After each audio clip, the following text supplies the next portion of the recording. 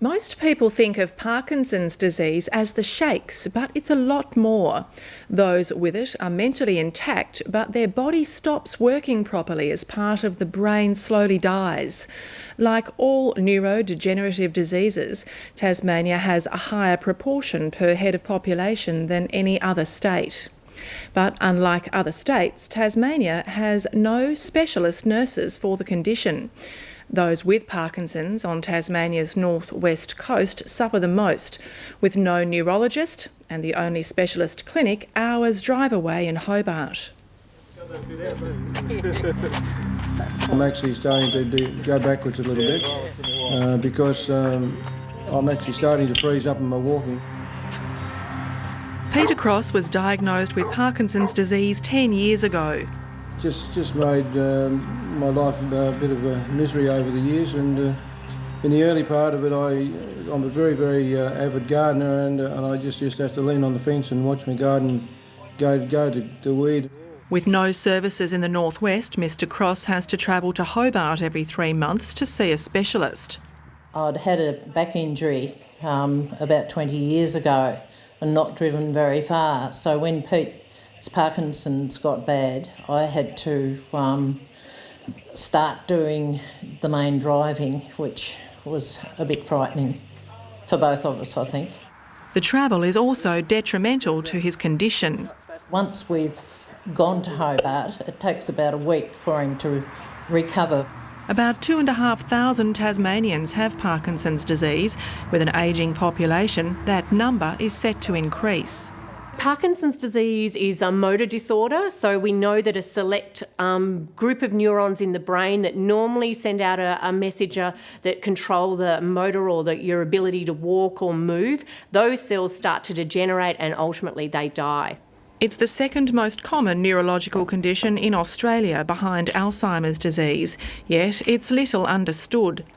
There are thought to be some genetic links in a small number of cases, but for most people with Parkinson's, around 80%, there is no known cause. Tracy Dixon is a research fellow at the Menzies Research Institute. She says since being diagnosed, film star Michael J. Fox has been successful in leveraging money to study Parkinson's. Research is rapidly progressing and we are learning more and more every day, but we are still a ways off, curing this dreadful disease. There are often some common threads.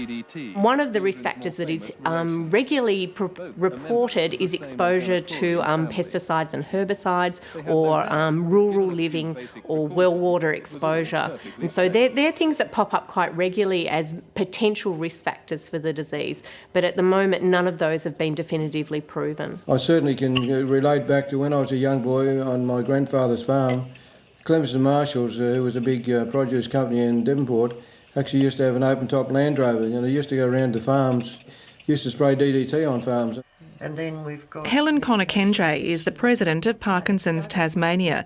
She nursed her husband Ken for 18 years before he succumbed to the disease. He worked in Kenya and was involved in spraying for mosquitoes with DDT.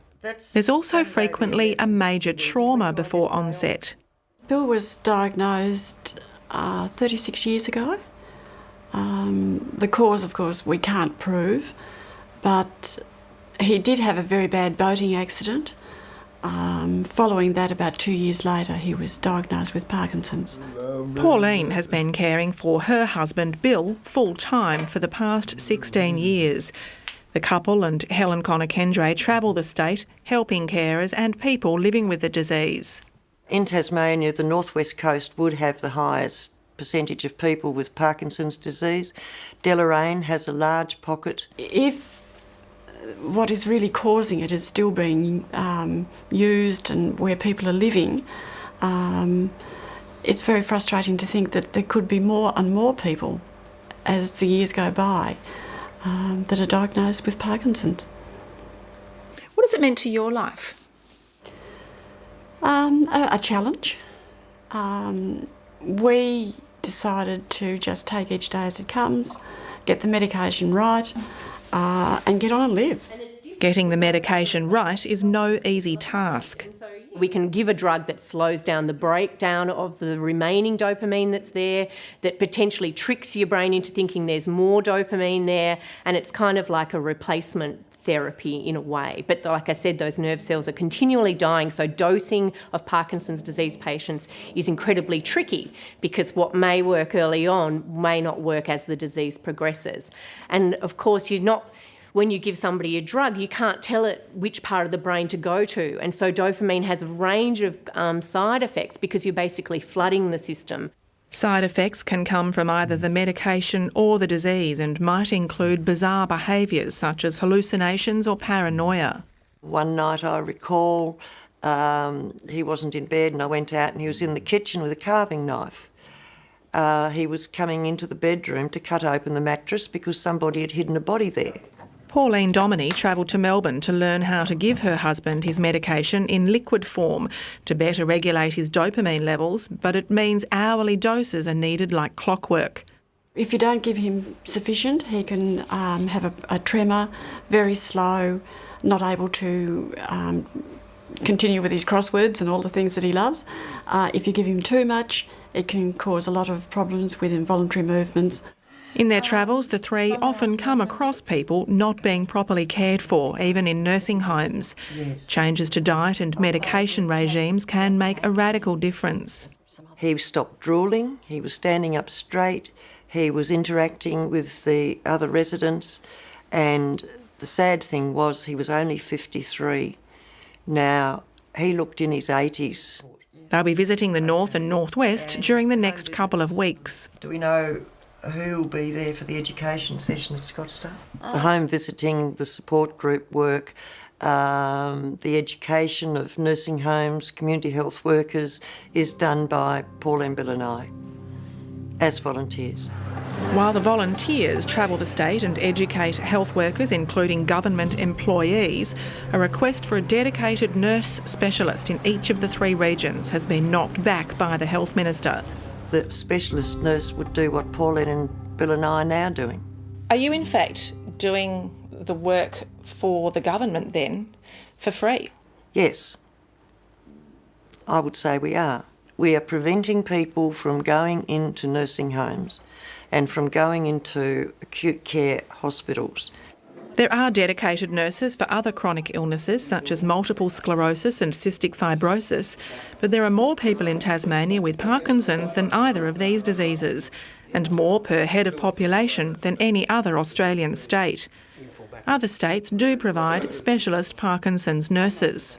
It does seem that people with Parkinson's are being treated differently in this state.